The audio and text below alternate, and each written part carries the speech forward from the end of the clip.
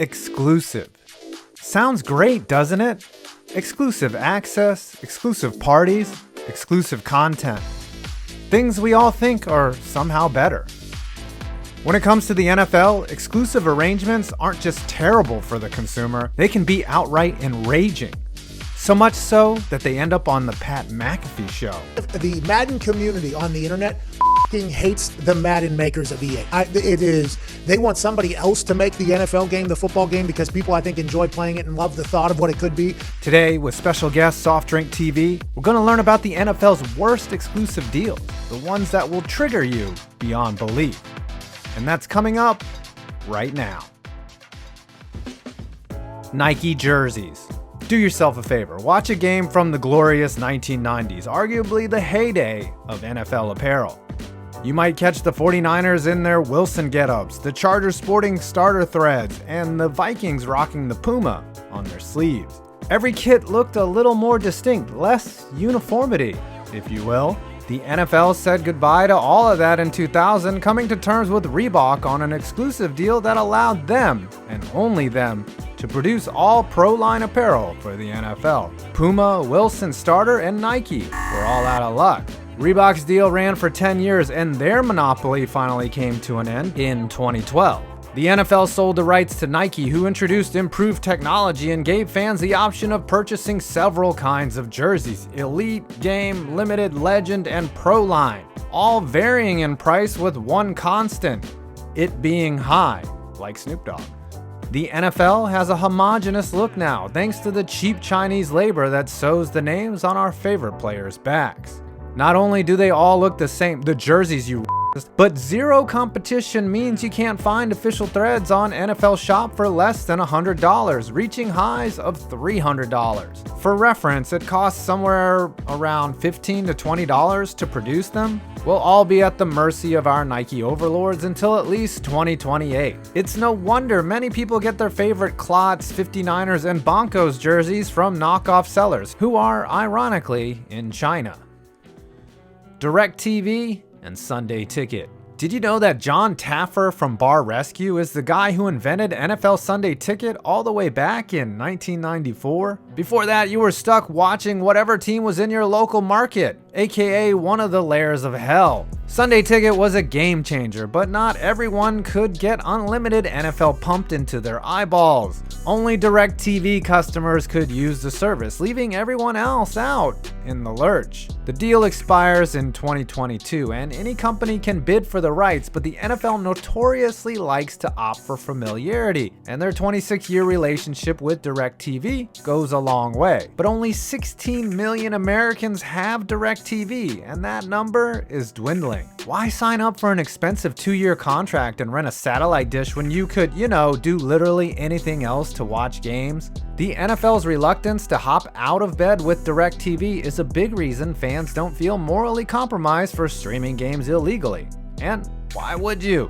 The NFL has screwed over their fans in a lot of ways since the beginning of the cable era. Blackouts, staggered start times, and one more thing we'll talk about later have all been detrimental to the average viewer. The Ninth Circuit of Appeals actually ruled in March 2020 that the Sunday Ticket business model violates antitrust laws, which the NFL easily parried by saying they have deals with each team, not the NFL. Well, if that's not flipping the bird to the fans, I don't know what is. So I don't think anyone is losing sleep over NFL bite.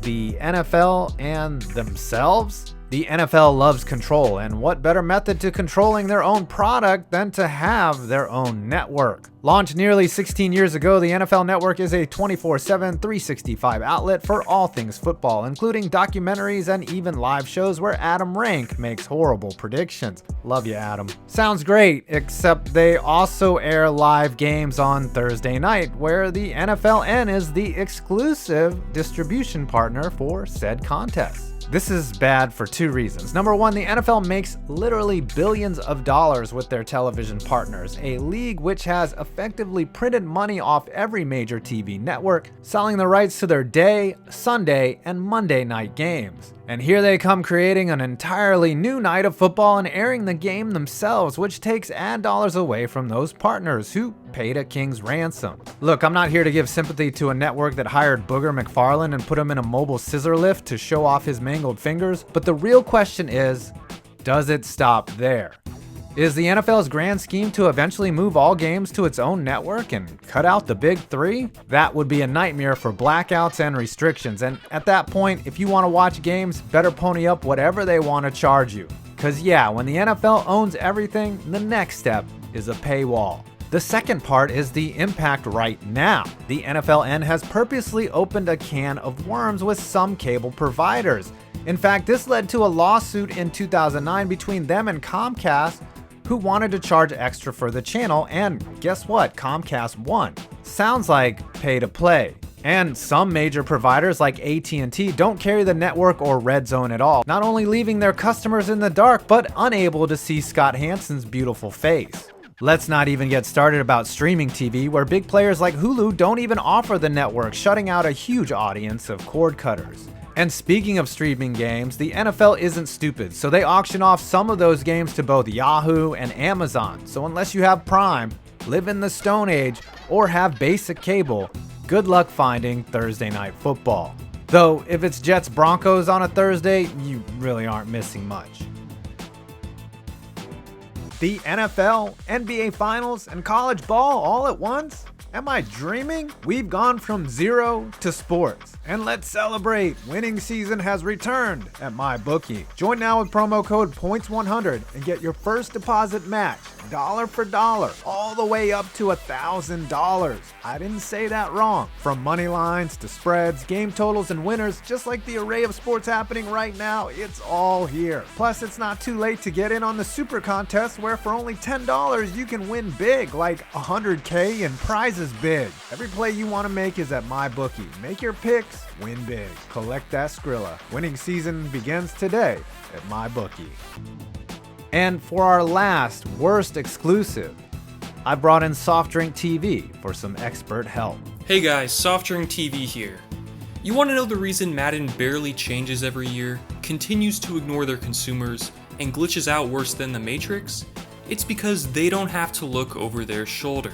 Once upon a time, Madden battled with NFL 2K for the title of Best Football Simulation. They also competed with NFL Game Day, NFL Fever, NFL Quarterback Club, NFL Blitz, and more. In 2004, however, 2K had them thoroughly beat with the vastly superior ESPN NFL 2K5. While Madden 05 was a solid product, and immensely better than the trash we see EA release today, it couldn't compare to NFL 2K5. Especially at a $20 price point, 2K won hearts, minds, and wallets. But the NFL wasn't pleased, believing their licensed game should be a premium product rather than a bargain, and awarded an exclusive contract to EA Sports, who has taken a massive dump on gamers every year since 2005. The lack of competition has created malaise, indifference, and a lack of innovation. Features don't get added, they get removed, and franchise mode has been stripped to its bare bones, while developers pour all their resources into dumb additions no one asked for, like Long Shot, Superstar KO, or The Yard. Oh, and Ultimate Team. You know, the game mode that your kid steals your debit card to play? The NFL has recently awarded 2K a license for a non-simulation NFL game, i.e. an arcade-style game. So expect that on the horizon while EA juggles Roger Goodell's balls for the remainder of the 6-year exclusivity contract. But for now, the only company that can produce a facsimile of NFL football is the one that puts this type of effort into their games. Take a trip to the Madden subreddit and you won't find cool plays or discussion about strategy. You'll find a group of extremely pissed off gamers longing for the days of NFL 2K, a company that cared about realism and the little things. They even wish for a return of the Maddens of old, games with outdated graphics on the PlayStation 2 that made up for their rudimentary polygons with deep immersion, customization options, and respect for the customer. Now you have prominent developers like Clint Oldenburg treating the fans like this on Twitter. It doesn't help that NCAA football, a superior product in most regards, has been shut down since 2013, which means that the only licensed sim football game on the market is Madden. professional or otherwise. You can try your hand at games like Maximum or Axis Football, but those games have such small dev teams and budgets that they are years away from touching the polish of a game like Madden. And Madden is one of the least polished AAA titles of all time. The NBA got it right by allowing EA and 2K to square off and battle for the market. And as you might expect, 2K put out a markedly better product than their rival that created a de facto monopoly for several years, while EA's NBA Live took a hiatus. EA was so thoroughly outclassed in their attempt to bring basketball to gamers that they had to take a break for 2 years at the very least. And that's the company the NFL decided to hand over their virtual license to, the company that holds the Guinness World Record for the most downvoted comment in Reddit history. EA has been a trusted partner for more than 30 years, and they continue to bring innovation, authenticity, and creativity to everything they do, and we are certainly a great example of that, as evidenced by the huge success of Madden NFL 20, said a tone-deaf NFL Commissioner Roger Goodell. The expansion of this partnership is not only about the continued success of the Madden NFL franchise, but also the creation of new avenues for our fans to connect with the sport they love. Has there ever been a more out-of-touch quote from Goodell? And that's saying something. The NFL evokes the fans in their statements, but the deals they strike often prove that fans are the lowest on the totem pole of priorities for the league. There are two losers in these deals: the companies that miss out on the chance to innovate and profit, like 2K, and the fans that have no choice but to deal with the consequences. The beef between consumers, EA, and the NFL reached a head when the hashtag NFLDROPEA was created by SoftDrink, and it began trending in the US. It got so big, it even made it on the Pat McAfee show. AJ, you a big video game player? No, I'm not. Me neither. But let me tell you why this is going to be eye-opening to you and I. So there was a big movement on the internet this weekend that was like NFL 21? NFL stop EA or something like that, or NFL. What was the exact thing? I forget what it was. Hashtag saw it in the group NFL earlier. drop EA. Okay, so A month prior, the hashtag Fix Madden franchise also made it to trending, actually prompting a response from EA, though they have naturally been silent about the latest mutiny. So there is hope. There is one way for the fans to make their voice heard, and that's to vote with their wallets. The NFL is a league that first and foremost cares about the bottom line. And if they don't care that their exclusive rights partners are putting out a bad product, they'll take notice if they're putting out a product that doesn't sell. Remember, a consumer's choices are under their control. How's that for exclusivity? Well, I hope you enjoyed this video. Please leave a like, comment, or subscribe, and check out SoftdrinkTV.